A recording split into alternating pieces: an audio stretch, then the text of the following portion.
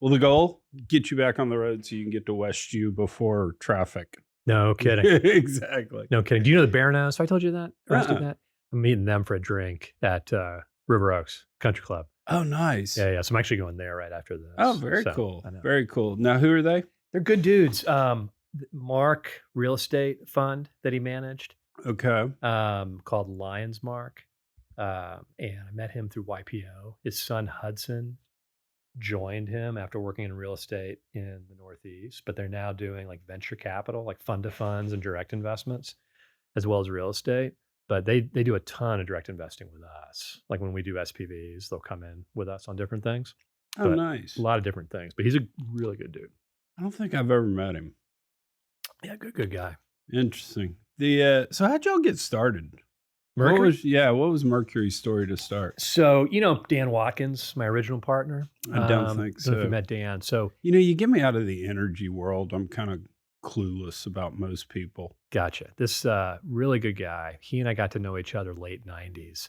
I had finished up my stint in investment banking, working for Sylvia Barnes. I know. Over at Nesbitt Burns, right? Who I love. I've had Sylvia on the podcast. Oh, has she done one? Yeah. Nice. She and I talked strategy of negotiating a deal in the class we did on buying oil and gas properties. Awesome. Yeah. Awesome. I mean, she taught me so much. And so this was before Nesbitt was bought by BMO and then became BMO Capital Markets eventually. Right. So I worked there for a couple of years.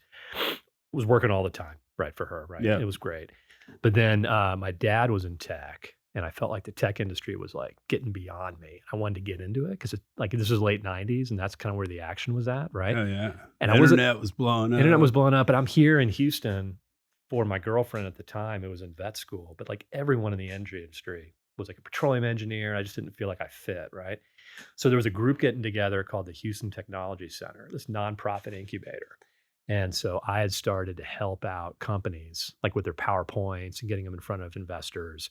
And they had some jobs opening up. And so I took that as an opportunity to go get some tech experience before I went back to business school. So I joined HTC, and while I was there, I formed an angel group, so the Houston Angel Network. Have you ever heard this story? I have, but keep going. Yeah. It's a good one. Yeah. So Lloyd Benson III, right, who was the chair, son of the senator, one day walk into his office and he's like, Blair, what are you working on? I'm like, oh man, I'm 30 entrepreneurs, helping them with their business plans, trying to get them funded. This is back when you had a business plan, right? Not a PowerPoint. Yeah, exactly. And he's like, hey, we need to create an angel network. And I'm like, what's that? Had no idea. Exactly. And he's like, well, it's a collection of wealthy individuals who invest into startups before the venture capitalists do. I'm like, okay, well, how do we do that? He's like, well, here's a list of names. And he gave me this yellow list of basically the wealthiest people in town. And they had real phone numbers on them, no emails. No one was using email back then. Right? And he's like, I want you to call everybody and put an angel group together. And that way, when you're working with startups and helping them with their business plans, you can then help them with their presentation. We'll go and we'll raise them money. I'm like, man, this sounds great. And I went and visited a couple of angel groups, right? To kind of see how they operated. And I started calling people. And out of those 100, 50 called me back. And the ones that did call me back, 40 were like, all right, let's do this. And then the chair of that group was a guy named Paul Hobby, who you know. Right. And Paul, this is before he had launched Genesis Park. And so he had chaired that angel group, but also had some people like Peter Shaper and Neil Kelly. And so those guys went on to put a venture fund together called Genesis Park, and they pulled me in from the incubator to kind of bird dog deals, as an associate. Old school cold calling. Yeah, I love this. Old school cold calling. But what was Lloyd Benson III's name? Yeah, I mean, that helped. Yeah, but calling for Lloyd Benson III. And so, but that's how I got my start. And so I'd help startups. I met all these wealthy individuals, and then I went and worked for Paul and Peter and these guys at Genesis Park. And then I ran a company there that we sold to IHS. This company called Intermat was a software company. I can bore you with the details. But I was at Intermat, and they were like, hey, we want you to run, IHS. And they're like, hey, before they went public, they were like, we want you to run product strategy. But they wanted me to go integrate like 30 of their deals that they had bought, over time. And I had a little kid on the way, and I'm like, I think I want to do something else. And so I joined up with Dan Watkins. Dan had put the Rice Alliance together, the Rice business plan together, and he had built a relationship with Steve Jurvetson from Draper Fisher Jurvetson. It's like Tim Draper, Steve Jurvetson, and so forth. John Fisher, really famous fund that did a bunch of the deals way back in the 90s, like Hotmail and Skype and all of these. And they had this super cool idea, which was, hey, we're going to go find young fund managers across the globe in the era of the internet, and we'll network them all so we can figure out what the best deals are. We'll co-invest in each other's deals, but everybody run independently. So they had essentially anointed Dan as being their Texas fund. And so Dan had called and said, hey, we want to help out with this. I'm like, hey, I'd actually like to join. Right. So I left IHS, I joined Dan, and we formed DFJ Mercury at the time. What year is that? 2004. Okay. Took us about a year to get our capital raised, all high net worth individuals. I went back to that list that Lloyd gave me, right? Right. Called some the LPs. 3 Fs. Yeah. Friends, family, and fools. And there were a lot of fools that first fund. So, now we're on fund 5, and people back then were like, gosh, we paid the tuition for you guys to kind of figure stuff out, like what you're actually doing. But no, so I've been doing this now for about 20 years from a venture capital perspective. Oh, that's amazing. Yeah. And so the whole approach you guys take is, hey, we're not one of the coasts. I mean, is that? It's kind of the approach. When we got going, Austin Ventures was like the dominant VC. Probably heard of we those did. guys. Back when I was at Stevens, we did, I'm blanking on the name of the company, the Flywheel Battery Company, but we did it with Austin Ventures. Yeah. Really smart guys there and gals. But at that point in time in the mid 2000s, they were well known for basically saying, hey, we think the venture market's dead. We're moving to the puck. The puck is at private equity. So let's become more private equity like.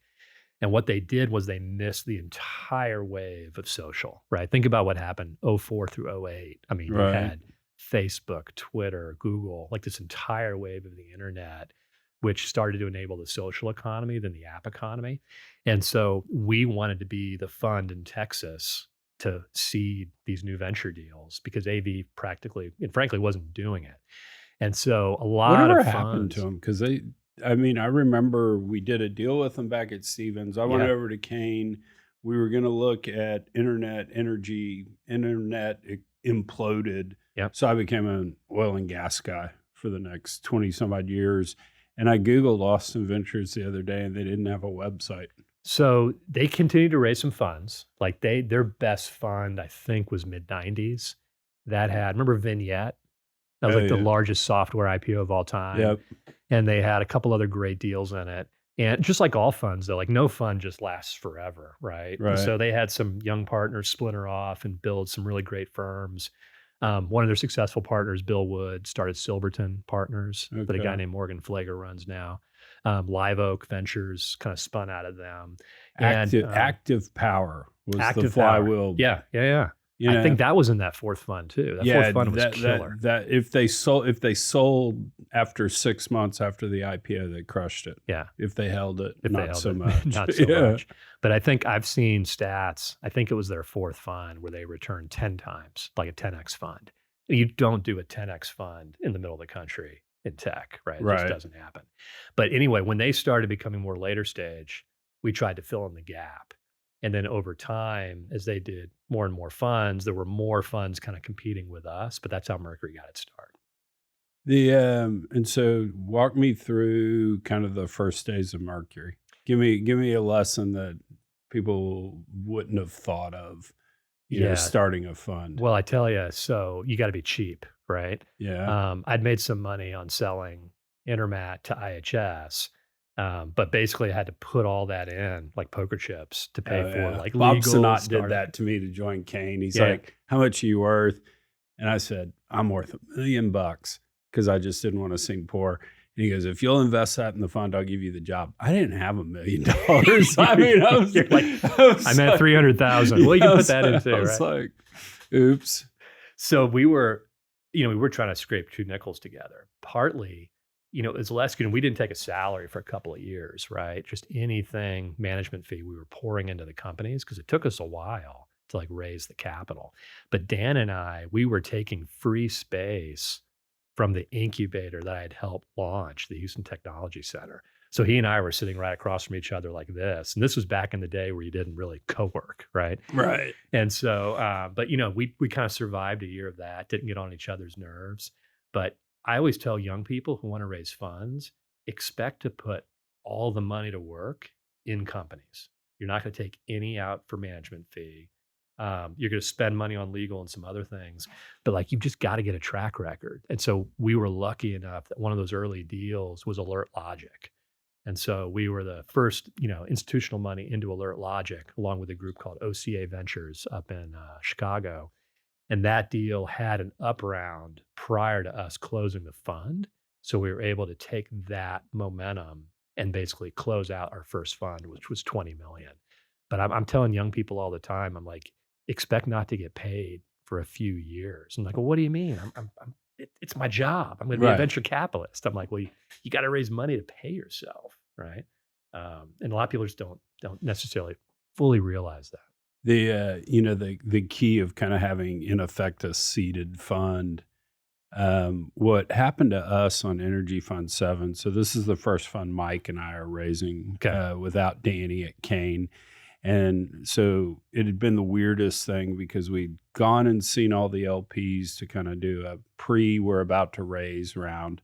And then in the middle, Kane was going to merge with Ares. So we went and told all the LPs what a great deal this was going to be. And then Kane broke up with Ares. And then we went back and told the LPs about how great it was that we broke up. So we had seen all of our LPs 3 times in 6 months.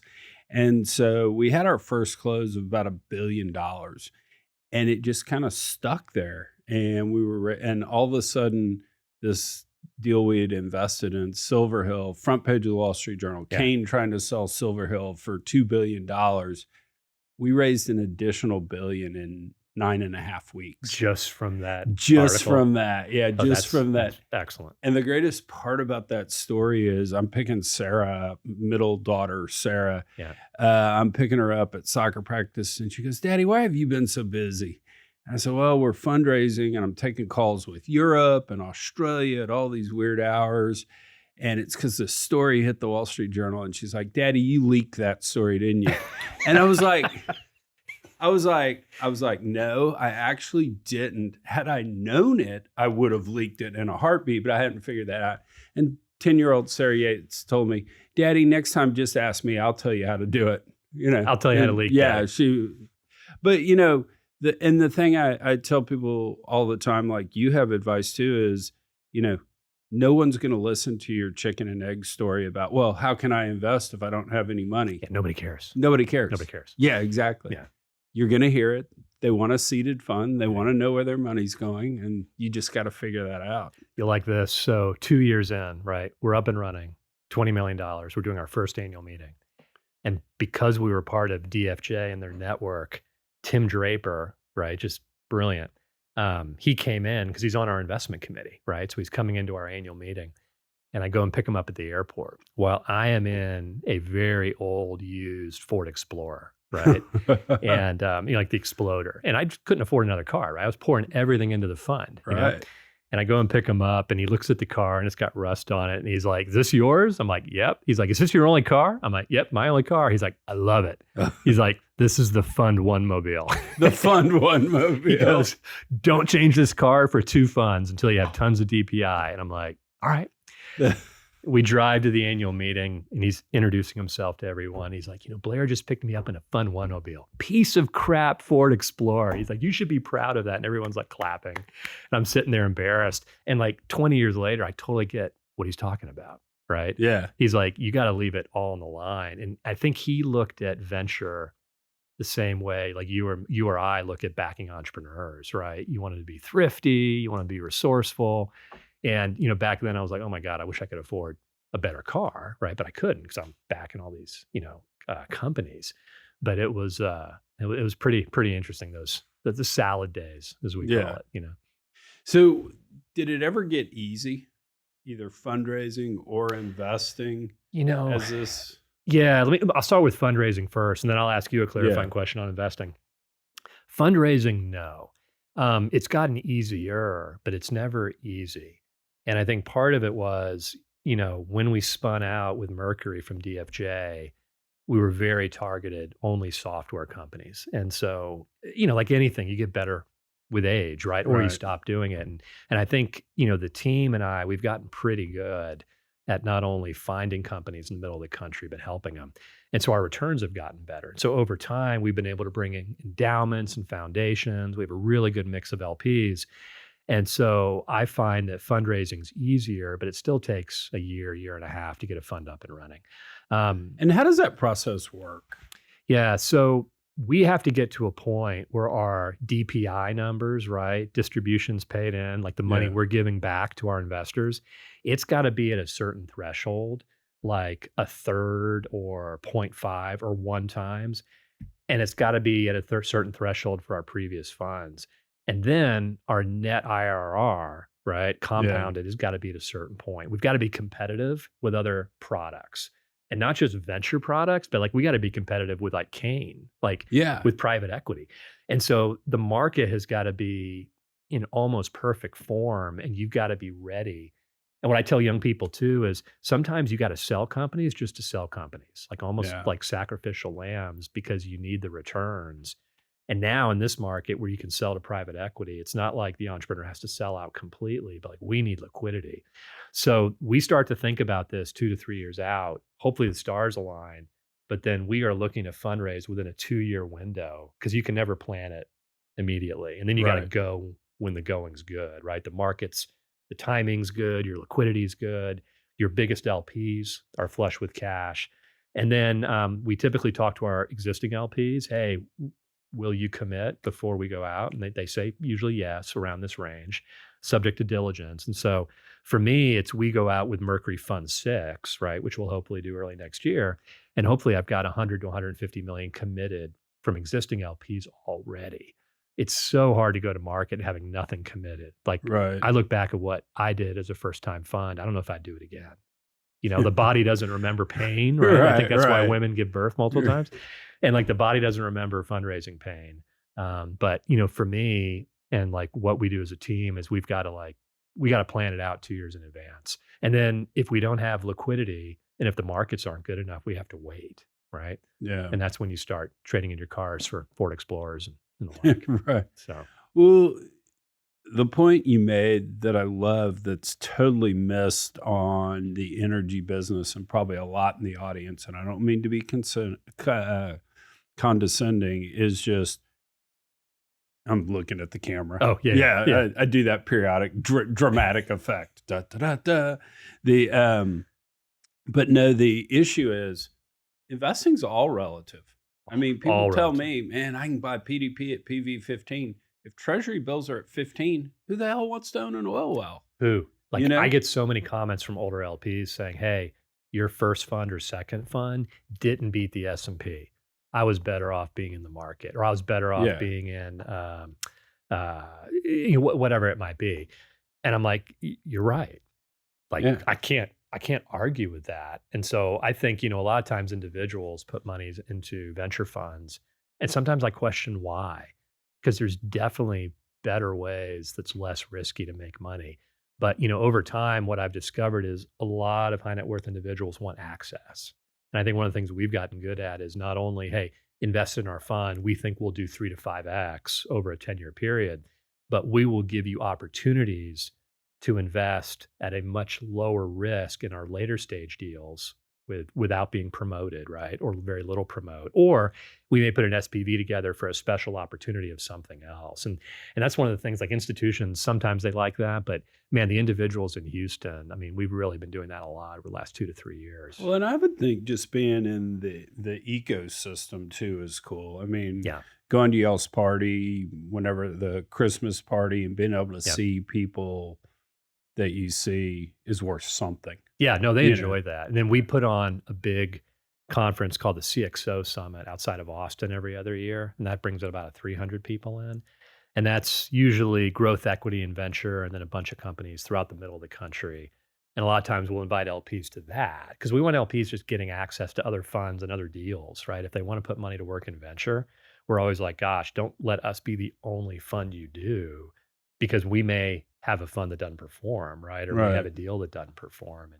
So like we just believe in balance, really for everybody and everything. And so is fundraising still fly to a city, 8 meetings that day, Groundhog's Day?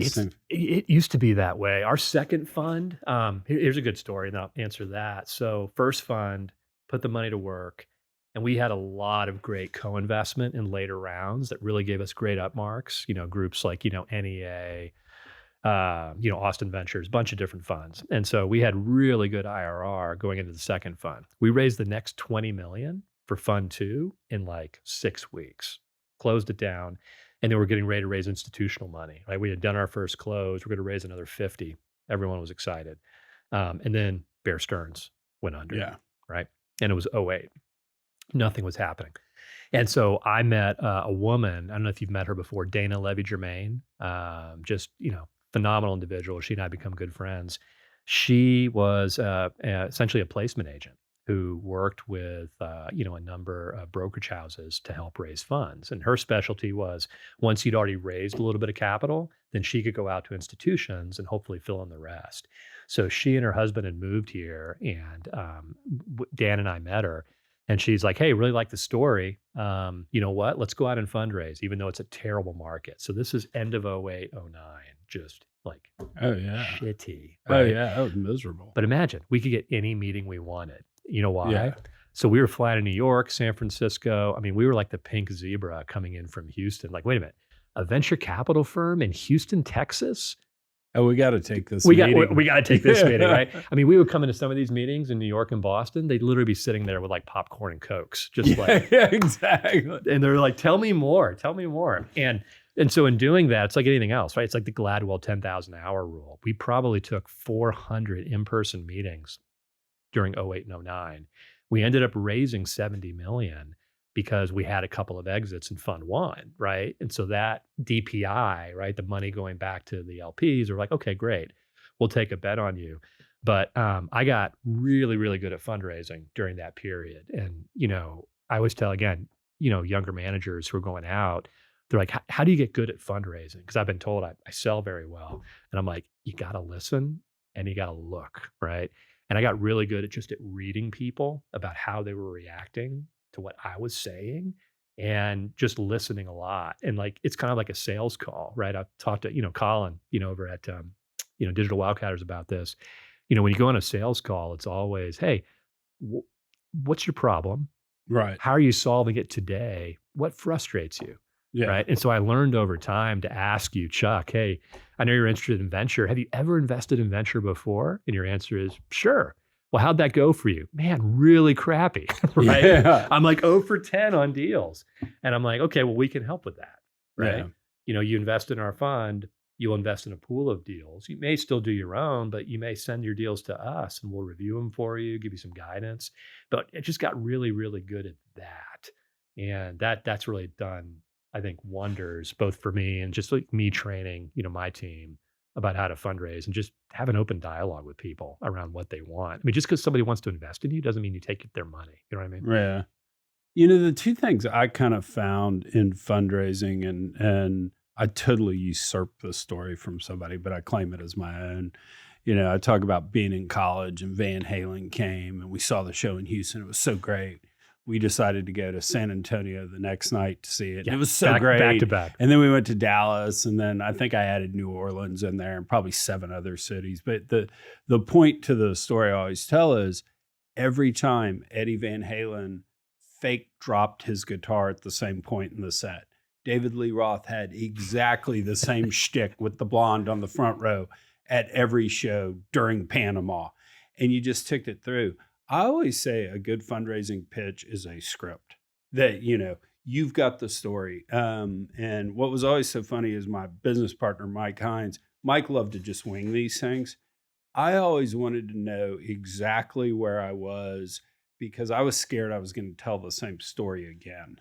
When you're fundraising, because you have 8 meetings in a day. You're like, Mike, I'm not going to drop the stick right now. Exactly. So I was always like, if I was with a marketing person and they would cut me off, I'm like, hey, we can talk about the script after the meeting, but we don't do it in the middle of the meeting. And then the second thing is I always found the simpler I made the story, the easier. Give somebody an analogy and just make it simple. It took me a long time to get to that point, making it simple, right? Our story is simple but relatively complex in my mind, right? For Mercury hard to Fund. execute, but simple in terms simple, of right? describing. Early stage venture capital, middle of the country, based in Houston, but then it's a why, right? Why should I care about this? Why should I care about this?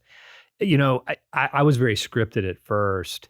What I found now, though, at least for me, whenever I'm talking to someone about investing, I don't even take a deck out anymore, and I try to have talking points and then talk to them. I know the 5 things I have to say. Those things, and then I'll pull the deck out and I'll pull a slide up. Yeah, if you need it. Yeah, it's almost hard now. I mean, when we go out for Fund 6, I'll have to get back into that motion, but like I really enjoy having conversations with people to see whether or not it's the right fit, or maybe there's something that I don't know. Like if they're asking me about a certain aspect, I'm like, gosh, that's a great question. I don't know, kind of getting better about that. But your question before, I miss the road shows because the last 2 funds, I've probably only taken trips with my partners to maybe a couple trips to New York and a couple trips to Boston and maybe 1 trip to San Francisco. But everything else has just been people coming in to us or just doing it over Zoom. And I kind of miss doing like New York, Greenwich, Hartford, Boston, doing, the deals. And we would do like all the endowments too, go to the Northeast, go to the Southeast. The stuff that I kind of miss is, you're going to a city or whatever, and you have to be in an American-made car. And you have to have a driver because there's no way you can physically do all the meetings without a driver. Yeah. But at the same time, it can't be a Cadillac Escalade. It's got to be a Suburban. Certain things for certain people. Yeah, I like the nuanced little pieces of that because when you hear them, it makes perfect sense, right? Yeah. But you wouldn't have maybe necessarily have thought about them, on your own. Yeah. No, it was interesting too. Like back when I had to fundraise, and you probably this way at Kane, the dress code was different back in the mid 2000s. Oh yeah, right. You go to New York, you're still wearing a tie now. I mean, I don't think I wear a tie. I don't wear a tie at all, really, unless I'm at a private club or a funeral or something. Right. But some places we go, we're almost expected to be dressed down a little bit to fit in with what they're used to on the West Coast. It was always that awkward dance. You have you have someone that's a state employee, and you don't want to look obnoxious in terms of a $5,000 Italian suit, but to some degree, if you don't look nice, you're not successful. You aren't successful. I know. So I know. I wore like a Timex, like a la Bill Clinton, like an Iron Man, forever. Not just because I broke watches. I didn't see the need to having a nice watch. And 2 meetings in a row, someone I actually knew on the other side, this was like Fund 3, was kind of like, hey, nice Timex. And they were giving me a hard time. Yeah. And I was like, oh, okay. And so I ended up buying, a decent watch, not, crazy watch. But like little things like that, for the longest time, Dan, my original partner, and I, we sublease space in Houston because we're like, first fund, we're not going to get nice space, right? It's just going to be bare bones. That's what LPs expect. And then I finally got to a point of saying, our employees expect more now, but I think our LPs expect more, right? No, they do. We can afford decent offices. They don't have to be palatial.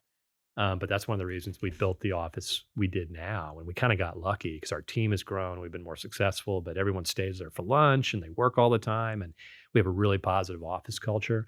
But like also people like coming over to our office, for meetings and stuff. But that was a balance too, right? You go super cheap, you go what people expect, it's tough. No, it's a weird balance. So level set me technology today. I mean, what are y'all investing in? What are themes? Man, I mean, it is super simple with that too. I know it's simple. Like, how can it be simple? I mean, the world is driven, in my mind, by 3 or 4 things. And number one, it's Gen AI, and we can talk about that, right? A lot, especially with, digital Wildcatters and Collide. It's driven by fintech with blockchain and digital currency. And the current administration, right, it is game on now for crypto. Yeah. And so all the infrastructure that's being lightly built over the last 10 years is now being reinvested in. And, You're going to see a lot of things happen there. Our third big one is robotics. We don't necessarily have expertise in robotics, but if you think about all the automation happening in manufacturing plants, but then how AI and Gen AI within robotics, I mean, now these humanoid robots, like Yeah. it is probably going to be 2 to 3 years where you've got humanoid robots as workers in the working class, right? And the question is, are they going to be like on farms, like migrant workers, or are they going to be doing things as, serving food? I mean, are they going to be working with old people, right? Kind of helping them out. And then the fourth is space. Like that could be the greatest investment opportunity of our time, because once things really start landing, like a new space station, a moon, facility, when Elon gets his wish and we finally get to Mars, I mean, just that's going to open up so much investment. And so our focus, and we're a software fund, and we like capital efficient deals. And so Gen AI is right on point.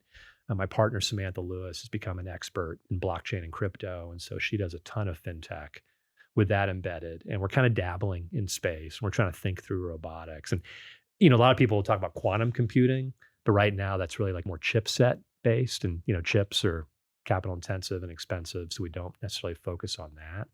But right now it's Gen AI. I mean, probably 70-80% of what we do is Gen AI. So the fascinating space story that I heard is that now when you send a man up in space, back in the day, it had to be an astronaut. They had to be able to do calculations up there. They had to be an engineer. They had to be a scientist. They had to be able to do all that because you were literally had the computing power less than my iPhone, right? Today, everything's done from the ground. So literally the astronaut, they're looking into the future as an artist of some sort. And it's because at the end of the day, we need for human interest there to be a person on the craft. And so having a singer up there and writing about experiencing the world from this view, this is just crazy. I mean, think of, I think Bezos's next crew, right? 4 women. I think Katy Perry's one of them, right? And then his girlfriend and 2 other women. And I think you're right. I mean, I think people knock space tourism, but I think what people don't understand is it's less about the tourism and it's more about innovation, like this whole notion of American, exceptionalism. I mean, people have to dream, right? And I think we've gotten so negative as a society. Yeah. And I think this is one of the things, everyone's like, God, it's such a waste for Musk to want to go to Mars. I'm like, well, is it? Think about our society after JFK gave his moon speech at Rice, right? That was the Mercury speech. That's what we were named after. Mom was there. Yeah, amazing. Mom amazing. Was a student. She was there. Right there at Rice. But I think that dawn of a new era is starting. I mean, you have kids now who want to be astronauts, but they also want to build rockets and they want to build space stations. They want to do all these things. I think it's really, really exciting times. We had to the breakfast club that you came and spoke at that I'm a member of. We had a CEO of one of the companies that's building the private space station here in Houston. He came and spoke, and it was interesting. We were discussing use cases for it, and literally one of the use cases is going to be a band that goes up there for 3 months and records their album. Yeah. And it's going to be our, seeing the world out the window and being able to reflect on it and stuff. And that, every artist is going to have to go record that album. Yeah, think about that. That'd be like, someone obscure like, Bon Iver, right? Goes to the woods. No. Goes to space. Yeah, exactly. Comes back with an amazing album. Everybody used to have the live album. Now you've got the From Space album. I know. Yeah, it's just crazy. So what's the story on AI? How are y'all looking at AI? What is AI in y'all's mind? Yeah, so I'll take you back. So when we spun Mercury out of DFJ Mercury, one of the things my partner Dan did was he started investing in data deals, right? Big data deals. And in doing that, what he found was in the middle of the country, entrepreneurs weren't hiring data scientists fast enough, often enough, you name it. So he ended up putting a group together called Mercury Data Science that went out and hired data scientists, a lot of them from Baylor, Rice, Johns Hopkins, Stanford, you name it. And then we would fractionalize them as consultants, and they would help our companies build data science projects. Now, that early days was more like machine learning and some other, forms of data How would science. you differentiate machine learning from AI? Yeah, well, Just because you hear that a lot. yeah, I mean, AI is like, it's an automated, like think of artificial as like automated intelligence. And so you can have AI with something that just continues to go, right? When you get something like the generative, like it's generating idea on top of idea on top of idea, right? And so it's kind of multifactorial. And so it's doing multitudes of things rather than like one simple thing. And then machine learning is just learning from the data that it computes from, and it just keeps going and going from there. And it just, does, compute at much bigger times. And so our group was doing machine learning, pulling data from sensors and other things for like manufacturing software, oil and gas software. It's a company called Ambient, Right. that's in the space that's doing that. And then all of a sudden, these generative models came to market, like ChatGPT-3, and the world changed, right? Because like, wait a second, now you can these LLMs have been trained, these large language models have been trained on so much data that you can build agents to go do things, or you can ask these large language models questions that it will get somewhat right. And that just started everything. So about 2 years ago or so, when GPT-3 came out, everyone just stopped and said, okay, what does this mean? Right? For us as a venture firm, at first it was like, okay, we invest in SaaS software. Is SaaS software, which basically manages workflows, but those workflows are still human driven. It just captures data and does calculations. Will that get replaced by an agent? And I think the question was, in the future, yeah, it probably should. So it's okay. So do we invest in SaaS or do we invest in agents? Right? Like what's the difference there? And so we started thinking that way. But then you fast forward, and so DeepSeek, right? Yeah. DeepSeek came out, what now, 6 weeks ago, 8 weeks ago? It dropped. And these LLMs like, ChatGPT from OpenAI that have cost billions to build, DeepSeek does it for less than 10 million. And they built it with those models. But now that you have this really cheap model that you can train models with, what does that mean? Well, that was pretty exciting for us because number one, that opens up entrepreneurship where anyone can use a DeepSeek model and solve a problem for anyone. We'll get to that in a minute. But then the existential piece comes up, which is, well, wait a second. If I or you, Chuck, want to build an agent to solve one workflow in my life or for a company, and I'll sell that, I don't need any other employees. I don't need venture capital. So like what DeepSeek really did was say, hey, wait a minute, these massive venture funds of 500 million, a billion, 2 billion, where are they going to put all their money? Because the best deals that are built AI first, using agents to do all the work internally, and then building agents for some purpose, they don't need more than 3 to 5 million, maybe 10 to grow to 100 million of revenue. And we're already seeing that. I mean, there was the first $100 million company that has 6 employees. So I think venture capital is going to change a lot. Now, some of the money may go into other areas, but I think these Gen AI software companies are going to be really, really capital efficient. Oh, wow. I hadn't really even thought all that way through. I thought at some point we would get to where we had, in effect, agents instead of people. But Right. wow. Yeah. And so 6 people, 100 million of revenue. yeah, I mean, Holy cow. and so some of our companies that we've invested in that are Gen AI, they're more for vertical applications, like in pharmaceuticals or financial services or like, oil and gas. Like we don't want any of those companies to have more than 20 employees. And so if those companies with 20 employees are replacing multitudes of software and multitudes of employees at the companies that buy the software, the question is going to be, now where are the jobs going to be? And I'm not a doomsdayer where I believe tech takes out tons of jobs. I think tech always repurposes people, right? Right. And I think the question is going to be, well, when people are repurposed, what's that next opportunity?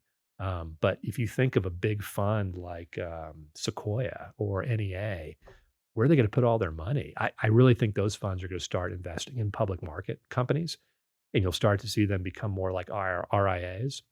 And they'll take positions in some of the biggest companies along with private companies because there won't be enough places in the private markets to put all that capital to work. Yeah, I mean, I guess you could see the world where it's we go invest in the public company and force them into the 20 employee model. Right. Yeah. Right. I mean, one of the biggest opportunities for newer venture funds that I've heard, and also like some growth private equity, is going out and finding old world service businesses, rolling them up, and then bringing in AI agents to be like service as a software, right? Right. And take over those service roles. I mean, there'll be a human in the loop to like do heavy lifting and other things, but it's just absolutely fascinating, times that we live in. And so, I'll probably, invest for another 10, 15 years, before I call it quits and just do angel investing. And I think my job's gonna be a lot different in a decade than it is now. I just don't entirely know how, Yeah. So No, that's cool. That's cool. So how'd y'all look at us at Digital Wildcatters? And just for the record, I don't know that a press release has come out yet, but it's coming at some point. Yeah. You guys led a $5 million round into us. yeah, super exciting. So I had known about you guys and I'd met Colin and probably 2.5 years ago. I can't remember who threw, but then my senior associate, Alex Grassi, he and Colin know each other Right. forever. And Alex comes from the energy space and he basically, How long ago was it that you talked to our breakfast club? oh man, probably Was a it- year ago, right? That was a year ago? think it was Okay. about a Because I year ago. remember we talked about it then. Yeah, and you were briefly. saying, hey, we got something coming to market. And I Yeah. was like, yeah, but aren't you guys just a marketplace? Aren't we just a media company? Just a media company? Yeah. You're like, yeah, it's a little bit more than that. And so when it dawned on me, it was, okay, Gen AI, generative AI, like LLMs, large language models, it's all about training data to do things. And in a world where the big LLMs, like these foundational models, exist, what other opportunities are there? Well, there's specific opportunities in various industries. So each industry, pharmaceuticals, automotive, oil and gas, should have specialty data that needs to be aggregated and then used to train a specialty model so that when you're doing the job, when an agent is doing the job of a worker, it not only goes to these foundational models, which is general or relative data, but also specific specialty data. And so when you said that, and then these LLMs started dropping, and then I saw other people doing these small language models, and I finally met Colin, it was like, okay, got it. And this whole notion of what you guys are doing that we had to learn about RAG, it is really, really interesting, like retrieval augmented generation, where it's retrieving data, but the data from the foundational model is augmented by another model. And all of these things, and these words all kind of go together, and I'm still learning as we move forward. We then said, okay, this is interesting. We took a pitch, right? Remember you invited me and Alex over. We sat down and Colin was talking about what you guys were doing, and you and he were riffing back and forth and finishing each other's sentences. And I could just see the excitement you guys, because you guys are two of the better networked people in the space. You know how to sell into these mid-market companies. And so we probably did 2 months of research on who else was doing Gen AI in oil and gas. And we couldn't find anyone except for Microsoft walking into Exxon with OpenAI and saying, hey, $10 million, Right. We'll build whatever you want. And we found one company on the West Coast, which was a bunch of Stanford grads saying, hey, we have a model we'd like to purpose within the space. But there was no one from the space doing this. And so once we knew that, it was like, okay, we want to make this investment. Then it was just about getting enough data to get to the point where our valuation expectations and your valuation expectations met. Yeah. And it's like, okay, let's do a deal. This makes sense. That's funny. Yeah. No, well, like I always say, we always need to disagree on that, because who would want to invest in a CEO that thinks they're worth less than you do? Exactly. You No, know, I mean, Actually, let's take that down by 20%. Yeah, But, yeah. all right, that's great. Yeah. So, No, but it's been fun because like we always talk, you guys talk about collide, right? Being the perplexity of oil and gas. In like our parlance internally, we talk about collide being like the omniscience of oil and gas, or like one of our companies, right? Other companies that have done these vertical RAG models with specialty data. And like we've seen how they're built, we know what their trajectory is. And so, the next one we do, it's gonna be like, this is the collide of chemicals or whatever that might be. I mean, it's just an exciting time. Yeah, no, it's been totally the Wild West. At some point, Colin and I'll do a podcast and kind of lay out exactly what we do. At this point, we're still trying to be somewhat covert about it, but it's pretty wild. I mean, we've got we're working with a 2-man shop right now. Yeah. And figuring out, can we do something where they can pay us enough money that it's worth our time and creates enough value to them. And then we're in multiple big, huge publicly traded companies. But the thing about that 2-man shop, right? That's the dream. Like that is the promise of AI. It's not just you and I can build an AI company for others. Right. It's that anyone can build a company to do anything. Utilizing AI internally, how efficient can they be, right? Can they outsource everything and just use their own human intellect, right? And their ability to, just critical thinking, and then an AI tool, and let's go out and attack it. I mean, that to me, that 2-man shop is like more interesting than the enterprise. So I know the enterprise brings in more money, but because that'll just drive entrepreneurship within the energy space. Yeah, no, I think that's right. And I think the other thing too is engineers in the oil and gas business are so incredibly value added. They make such additive type decisions that lead to great value, yet spend so much of their time just dicking with stuff. And if you can get rid of that, I think that's... And it's not the administrative, it's just that it's like finding the data, collecting it, talking to someone, analyzing it. Yeah, I think if you could just cut to the chase, I think it's, because again, will there be some jobs replaced by AI in the energy patch? Sure. But I think what Collide has the opportunity to do is make people superhuman. And that's really, really special. Well, in the history of all technology is companies that lean in and use it to empower their people as opposed to cut people are always the winners 10 years later. Yeah. Big time. I mean, big time. That story just keep the talent, right? And just keep building and growing from there. And we're seeing that, like, different case example, like our companies that are more legacy SaaS, they've all had to get religion quick on these AI tools to say, okay, do we need as many engineers? Do we need as many salespeople? Do we need as many marketers? And some companies have cut down their staff considerably, while others have said, you know what? We may cut the underperformers, but we're going to keep everybody because we know we're going to need more people when we scale. We can just scale faster using these AI tools. And we're already profitable, right? So how much profit do we really need? Because it's really about growth, when it comes to these innovative deals. So it'll be interesting to see how companies balance that out. Yeah. So we're sitting here in 5 years. What are we talking about in 5 years that no one's talking about today? So here's one. Getting on a political bent. We really haven't had an immigration policy in the last 5 years, right? Because it's been so politicized. Oh, that's 25. I mean, 25. Yeah. But the last 5 years, it's just been George Bush, the second, in effect, almost had the big deal done, but couldn't get it done. Didn't get it done. So it's been politicized back and forth. Now, I think with the current administration, something's happening, right? I'm not going to get into whether it's good or bad, but one of my reservations about it is, apart from just making sure it's humane, right? Because there's a lot of good people that are being upended. Is okay, as an American, we have jobs to do. Who's going to do those jobs? Because a lot of good people are coming into this country saying, I'll do that job. And when those people go away, the people that are left, they've shown a inability or a reluctance or, hey, I don't want to take that job on.